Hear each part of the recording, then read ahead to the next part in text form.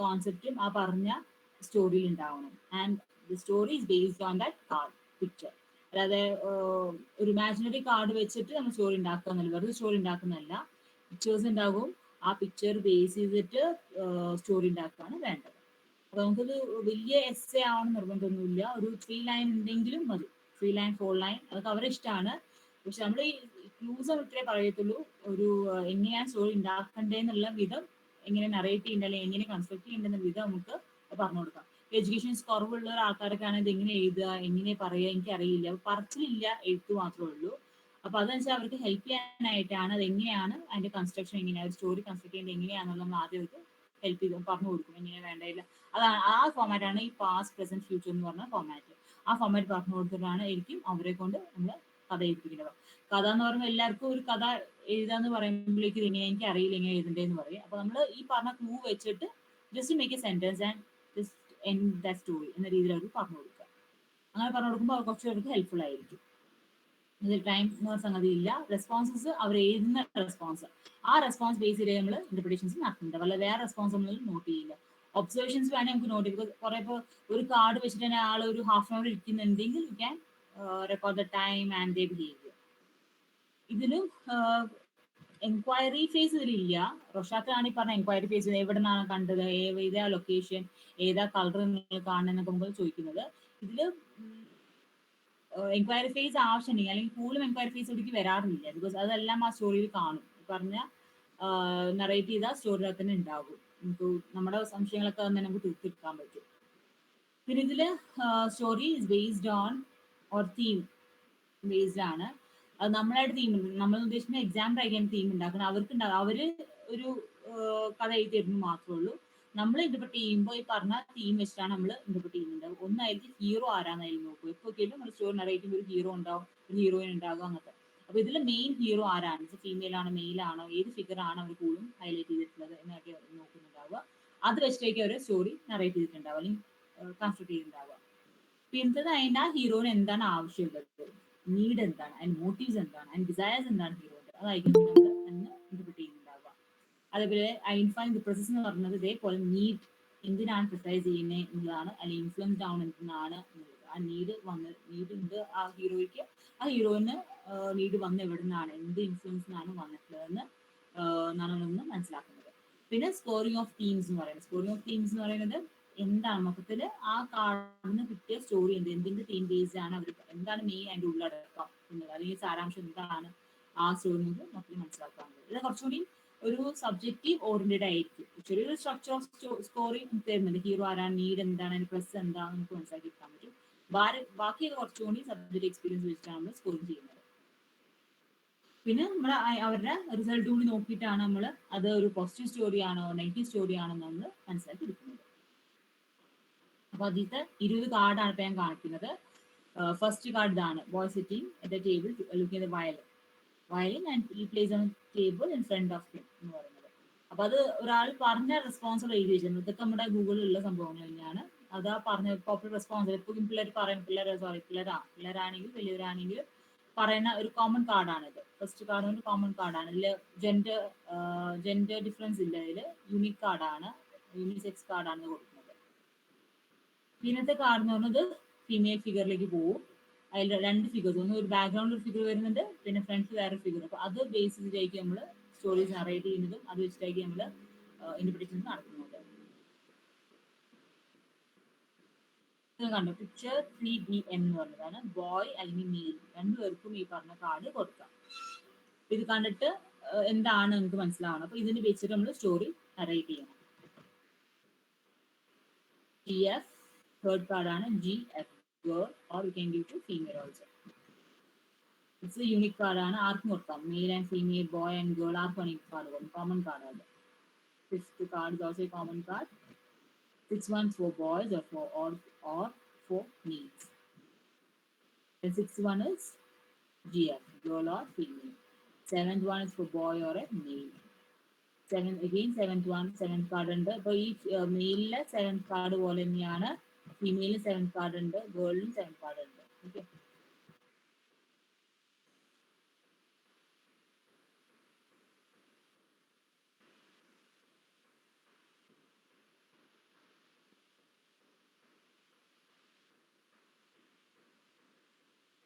ഇതൊക്കെ ഈ ഫിഗറൊക്കെ എന്ന് പറയുന്നത് നിങ്ങൾക്ക് കാണാൻ പറ്റുന്നതെന്ന് അറിയില്ല. ഇതൊരു മഞ്ഞ് പിടിച്ചിരിക്കുന്ന സ്ഥലമാണ്. അതൊക്കെ ഓരോ പെർസെപ്ഷൻ ആണ്. ഇപ്പൊ ഞാൻ എന്റെ പെർസെപ്ഷൻ സൈഡാണ് ഞാൻ പറഞ്ഞുകൊണ്ടിരിക്കുന്നത്. ഒരു കാട് പിടിച്ച സ്ഥലം, അല്ലെങ്കിൽ ഒരു ഡാർക്ക് ഏരിയ, അല്ലെങ്കിൽ കുറച്ച് മഞ്ഞ് പിടിച്ച സ്ഥലങ്ങള്, ഇപ്പൊ ഇവിടെ ഒരു പാറ്റടിക്കുന്നുണ്ട്, ഓക്കെ, അല്ലെങ്കിൽ ഇതിന്റെ അകത്ത് തന്നെ, അതായത് ഇതിന്റെ അകത്ത് തന്നെ നമുക്ക് ഫിഗർ കാണാൻ പറ്റുന്നു. അല്ലെങ്കിൽ ഈ സൈഡിൽ ഒരു ഫിഗർ ഉണ്ട്, ഈ സൈഡിൽ ഒരു ഷാഡോ ഫിഗർ കാണുന്നുണ്ട്. Okay,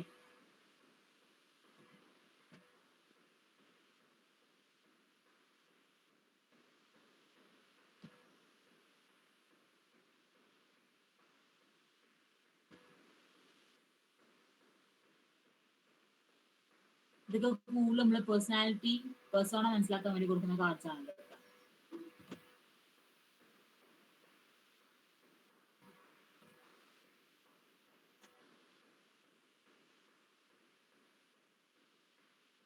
girl only കാർഡാണിത്.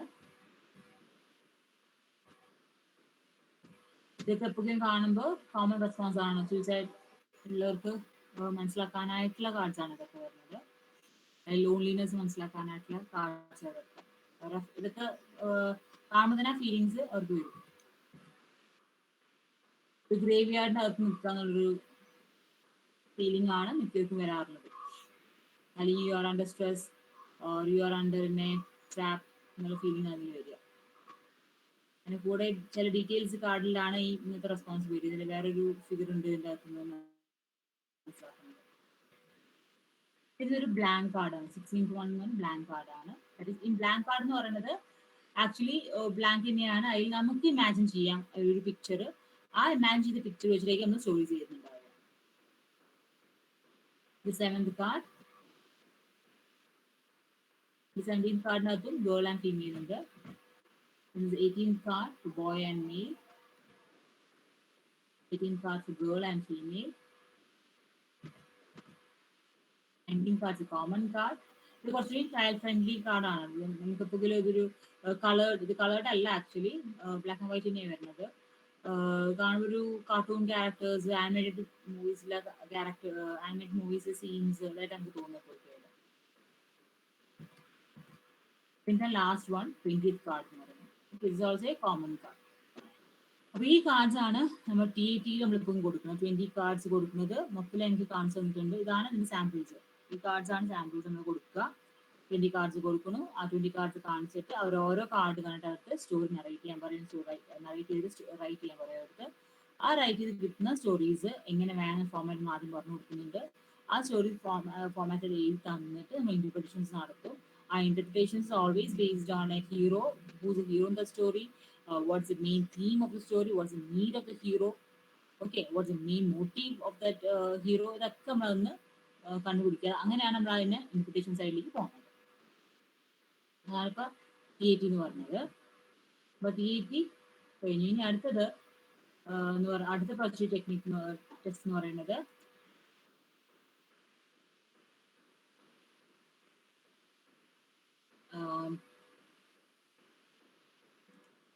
Draw a person test എന്ന് പറയുന്നത്. അതൊക്കെ നമുക്ക് പഠിക്കാനുള്ളതാണ്. Draw a person, sorry, draw a person test ഉണ്ട്. ഒരു മിനിറ്റ്, തൽക്കാലം നിങ്ങൾ ഇത് കാണും. Sentence completion test, draw a person test വേറെ ഇതേപോലെ ടെസ്റ്റ് തന്നെയാണ്. അതിൻ്റെ അകത്ത് എന്താ ഉണ്ടാവുകയെന്ന് വെച്ചാൽ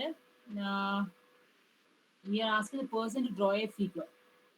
ഓക്കെ, അപ്പോൾ ആ ഫിഗർ ഡ്രോ ചെയ്തിട്ട് ആ ഫിഗറിന്ന് നമുക്ക് മനസ്സിലാക്കി എടുക്കാൻ പറ്റും അവരെ. ഇപ്പോൾ ഡ്രോ എ പേഴ്സൺ ടെസ്റ്റ് മിക്കപ്പോഴും നമ്മൾ കുട്ടികൾക്ക് കൊടുക്കാറില്ല. ചൈൽഡ് ബേസ്ഡ് ആണ്. അതും പേഴ്സണാലിറ്റി, അവർ ഇമോഷൻസ്, അവർ ഇൻഡിവിജ്വൽസ് ആയിട്ട് നമുക്ക് മനസ്സിലാക്കി എടുക്കാൻ പറ്റുന്ന ടെസ്റ്റാണ്.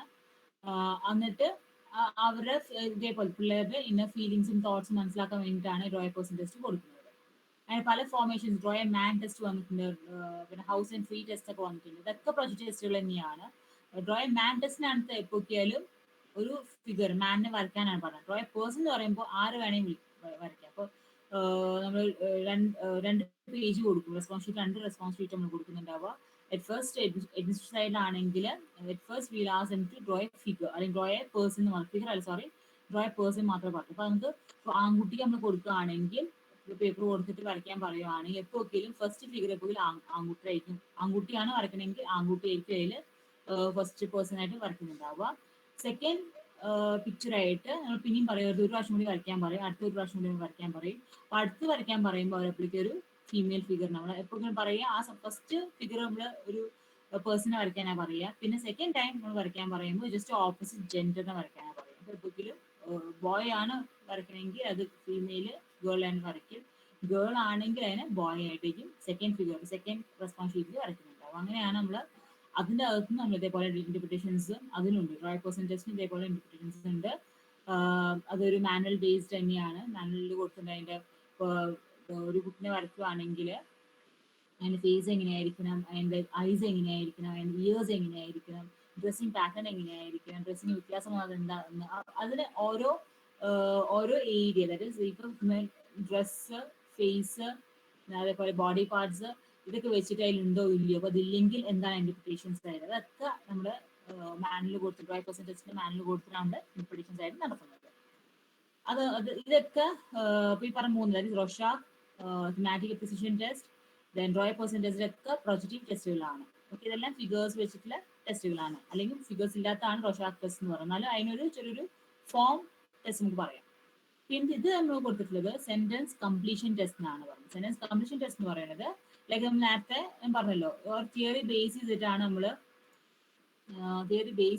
നമ്മൾ ഓരോ ടെസ്റ്റുകൾക്കും ഓരോ തിയറി അല്ലെങ്കിൽ ഓരോ കോൺസെപ്റ്റ് ബേസ് ചെയ്താണ് ഓരോ ടെസ്റ്റ് ഉണ്ടാക്കിയിട്ടുള്ളത്. ഇതിൻ്റെ അത് കൂടുതൽ വരുന്നത് വേർഡ് അസോസിയേഷൻ ടെസ്റ്റ് ആണ് വരുന്നത്. വേർഡ് അസോസിയേഷൻ എന്ന് പറയുന്നത് കുറച്ച് വേർഡ്സ് കൊടുത്തിട്ടുണ്ട്, അതിൽ ഒരു ക്ലൂ ആയിട്ട് വേർഡ് കൊടുത്തിട്ടുണ്ട് and have to complete that word in a sentence. ഇത് ഇറ്റ്സ് ആക്ച്വലി ഒരു പ്രൊജക്റ്റീവ് ടെസ്റ്റ് തന്നെയാണ്, പക്ഷേ it's not purely projective, it's a semi structured projective test ആണ്. ആൻഡ് ഇപ്പം പറഞ്ഞ പോലെ തന്നെ വേർഡ് അസോസിയേഷൻ ആണ് ഇത് മെയിൻലി നോക്കുന്നത്. And here also we can find out the attitudes, believes, motivations and everything. Sentence completion test not ഇനി ഒരു ഏജ് ബേസ്ഡ് അല്ല ഈ ടെസ്റ്റ് വരുന്നത്. ആർക്കും നമുക്ക് കൊടുക്കാവുന്നതാണ്, കുട്ടികൾക്ക് മാത്രമല്ല അഡൽട്ടിന് നമുക്ക് കൊടുക്കാവുന്ന ടെസ്റ്റ് ആണത്. പിന്നെ ഫീലിങ്സ് വല്ലതും ഉണ്ടെങ്കിൽ inner feelings, thoughts, conflict, desires, motifs എല്ലാം നമുക്ക് ഇന്ന് റിഫ്ലക്ട് ചെയ്ത് എടുക്കാവുന്നതാണ്. ഇത് ഉണ്ടാക്കിയ ആളുടെ പേരാണ് ഹെർമൻ എബിക്കസ് ഇൻ 1897. ഫസ്റ്റ് ആളുണ്ടാക്കിയ ഒരു സെന്റൻസ് കംപ്ലീഷൻ ടെസ്റ്റ് ഉണ്ടാക്കിയിട്ടുള്ളത് മെയിൻലി ഫോർ ഇൻഡിജൻസ് അസസ് ചെയ്യാൻ വേണ്ടിയിട്ട്. ആൻഡ് പിന്നെ അതിൻ്റെ കൂടുതൽ യൂസേജ് വന്നപ്പോഴേക്ക് അതിൻ്റെ വേർഷൻസ് പിന്നെയും വരാൻ തുടങ്ങിയിട്ടുണ്ട്. And it is easy to administer. And 1980 ആയപ്പോഴേക്കും അതിൽ മാറ്റങ്ങൾ വന്നു, കുറേ വേർഷൻസ് വന്നു. അപ്പോൾ പിന്നെ അത് ഇൻഡിവിജ്വൽ സൈഡിൽ നിന്ന് മാറിയിട്ട് പിന്നെ അത് പേഴ്സണാലിറ്റി അസസ്മെന്റ് സൈഡിലേക്ക് വരാൻ തുടങ്ങി. പിന്നെ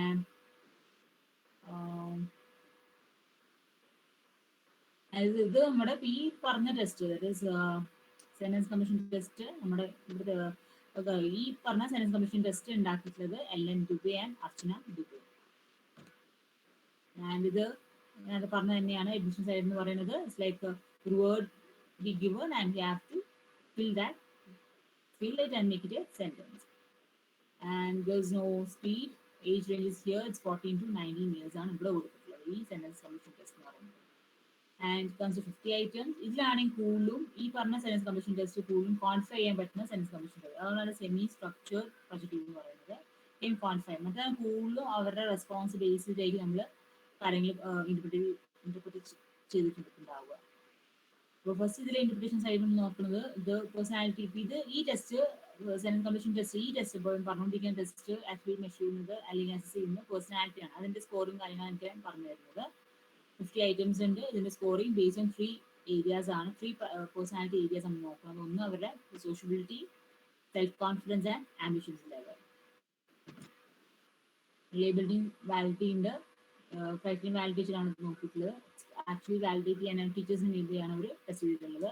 reliability is based on split half reliability and test retest reliability. Test retest നമുക്ക് മനസ്സിലാവുന്ന നിങ്ങൾക്ക് അറിയാമെന്ന് വെച്ചാൽ ഞാൻ പറയുന്നില്ല കൂടുതൽ ഡീറ്റെയിലേക്ക്. നിങ്ങൾ വായിക്കുക, മനസ്സിലാക്കുക. ഓൾറെഡി ക്ലാസ് കിട്ടിയിട്ടാണ് ഇതിനൊക്കെ.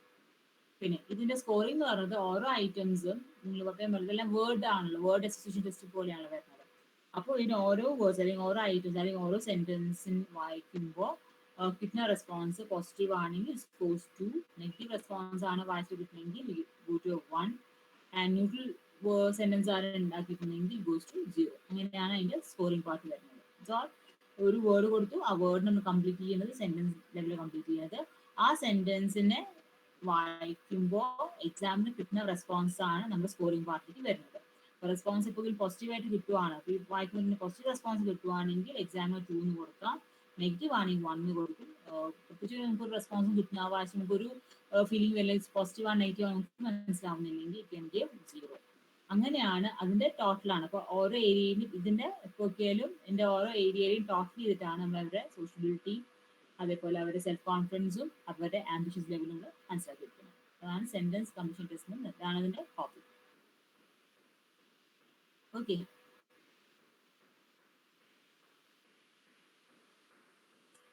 ഇത് നിങ്ങൾ വായിക്കുമ്പോൾ ഇതിന്റെ ഓരോ നിങ്ങൾ പഠിപ്പിക്കും, പ്രാക്ടിക്കൽ ക്ലാസ് നമുക്ക് ഉണ്ട് ഈ ടെസ്റ്റ് പഠിക്കാനായിട്ട്. അപ്പോൾ നിങ്ങൾ കൂടുതലും ഡീറ്റെയിൽ പഠിക്കുന്നുണ്ടായാലും ഇത് ജസ്റ്റ് ബ്രീഫായിട്ട് നിങ്ങൾക്ക് പറഞ്ഞു പോയിട്ടുള്ളൂ. സ്കോറിംഗ് പാർട്ട് നിങ്ങൾ കൂടുതൽ ആവണ്ട, നിങ്ങൾക്ക് പ്രാക്ടിക്കൽ ക്ലാസ് ഉണ്ടാവും, പ്രാക്ടിക്കൽ ക്ലാസ് നിങ്ങൾക്ക് കൂടുതലും പഠിക്കാൻ പറ്റും. ഇങ്ങനെയാണ് സ്കോറിംഗ് പാർട്ട് വരുന്നത് കേട്ടോ.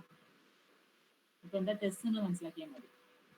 ഓക്കെ, പിന്നെ തന്നെ ഡിസ്കഷൻ പാർട്ട് എപ്പോഴും ഈ ഏരിയ വെച്ചിട്ടായിരിക്കും നമ്മൾ എപ്പോഴും ഡിസ്കഷൻ ചെയ്യുന്നുണ്ടാവുക. എന്നിട്ട് നമ്മൾ ഡിസ്കസ് ചെയ്ത് കൺക്ലൂഡ് ചെയ്യുമ്പോൾ what type of person is നമുക്ക് വെച്ചിട്ട് കൺക്ലൂഷൻ നടത്താം.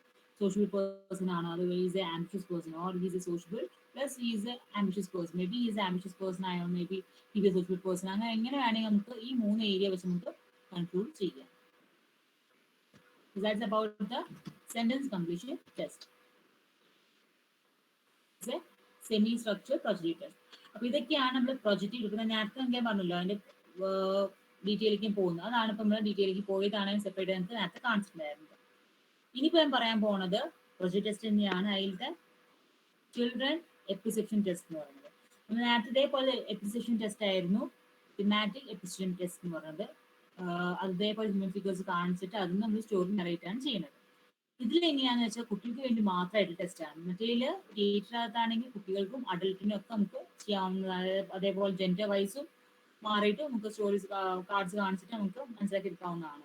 പിന്നെ ഇതിലാണെങ്കിൽ കുട്ടികൾക്ക് വേണ്ടി മാത്രം, ഇത് ജെൻഡർ വൈസ് ഒന്നും ഇല്ല, കുട്ടികൾക്ക് വേണ്ടി മാത്രമായിട്ട് കൊടുക്കുന്നത്.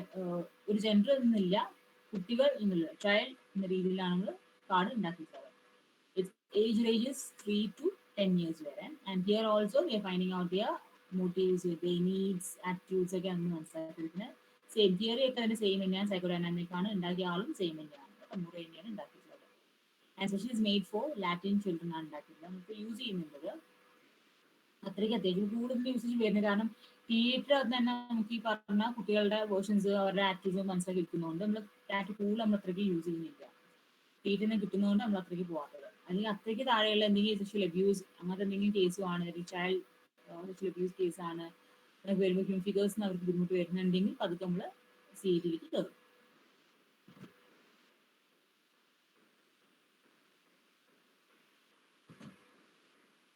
ഹെൻറി മുറിയാണ് ഉണ്ടാക്കിയിട്ടുള്ളത്. തിയറി ബേസിലാണ് ചെയ്തിട്ടുള്ളത്.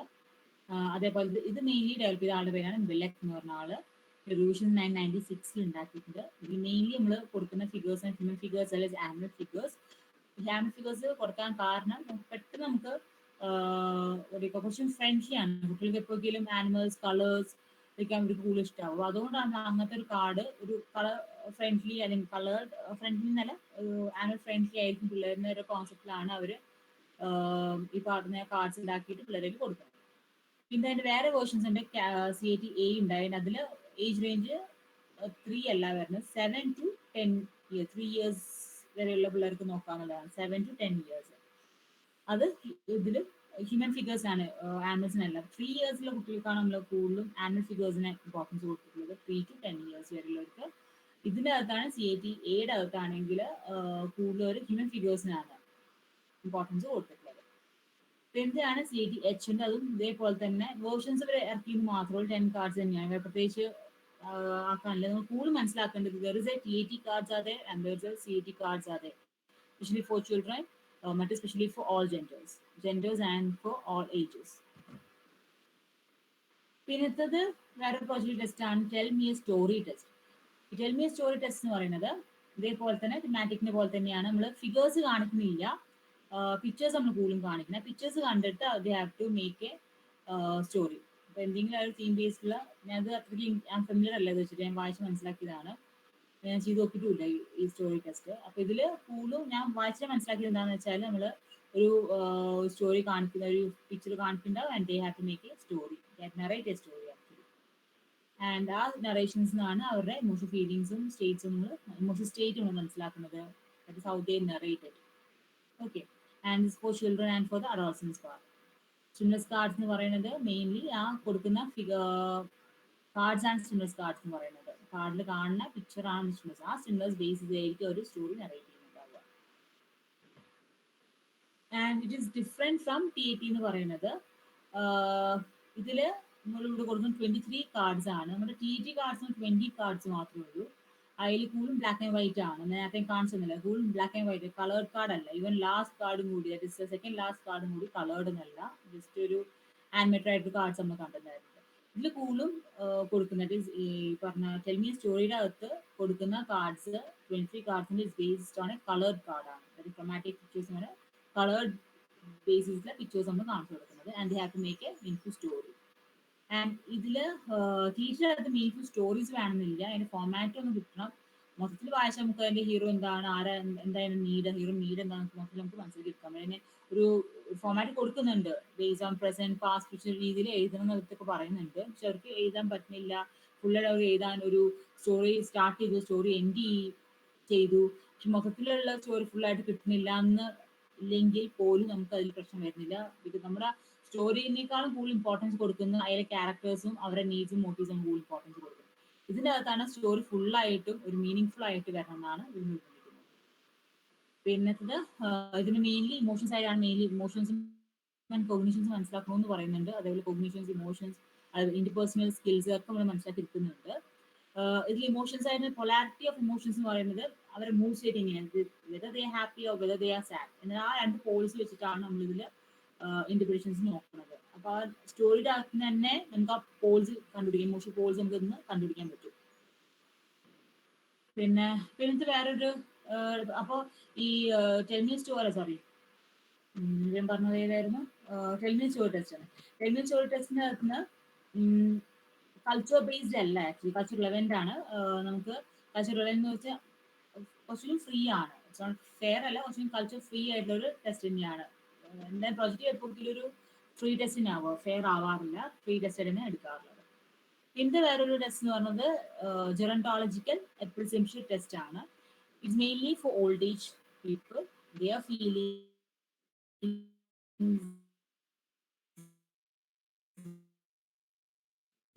ലോൺലിനെസ്, അവരുടെ നീഡ്സ്, ഇതൊക്കെയാണ് അതൊന്ന് മനസ്സിലാക്കുന്നത്. ഇതേപോലെ തന്നെ നമ്മൾ പിക്ചേഴ്സ് കാണിക്കുന്നു, ആ പിക്ചേഴ്സ് കണ്ടിട്ട് അവർ അതൊന്ന് നമുക്ക് സ്റ്റോറി നറേറ്റ് ചെയ്യുന്നത്.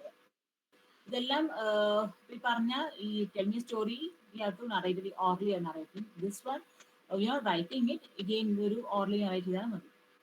എന്താണ് സീനിയർ എപ്രിസിയേഷൻ ടെക്നിക്സ് എന്നാണ് അവർ കൊടുത്തിട്ടുള്ളത്. എപ്രിസിയേഷൻ ടെസ്റ്റ് ആണിത്.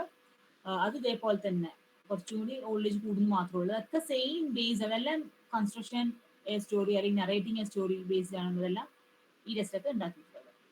എല്ലാത്തിൻ്റെ അകത്തും നമ്മൾ മനസ്സിലാക്കുന്നത് അവരുടെ നീഡ്സ്, കോൺഫ്ലിക്ട്സ്, ഇമോഷൻസ് ആയി ഇതൊക്കെയാണ് ഇന്ന് മനസ്സിലാക്കിയിരിക്കുന്നത്. ഓക്കെ, അപ്പൊ നമ്മളിപ്പോ ഇതെല്ലാം ഞാൻ പറഞ്ഞല്ലോ, പ്രൊജക്റ്റീവ് ടെസ്റ്റിന്റെ അകത്തുനിന്നാണ് ഈ റൊഷാക്ക് വന്നത്, TAT, CAT, അതേപോലെ ടെൽമി സ്റ്റോറി, അതേപോലെ തന്നെ ഇപ്പൊ നമുക്ക് പറഞ്ഞ ജെറോണ്ടോളജിക്കൽ എപ്പിസോഡ് ടെസ്റ്റ് ഒക്കെ ഇപ്പൊ ഒരു പ്രൊജക്റ്റീവ് ടെസ്റ്റിനാണ് വന്നിട്ടുള്ളത്. സെന്റൻസ് കമ്മീഷൻ ടെസ്റ്റ് ആണ്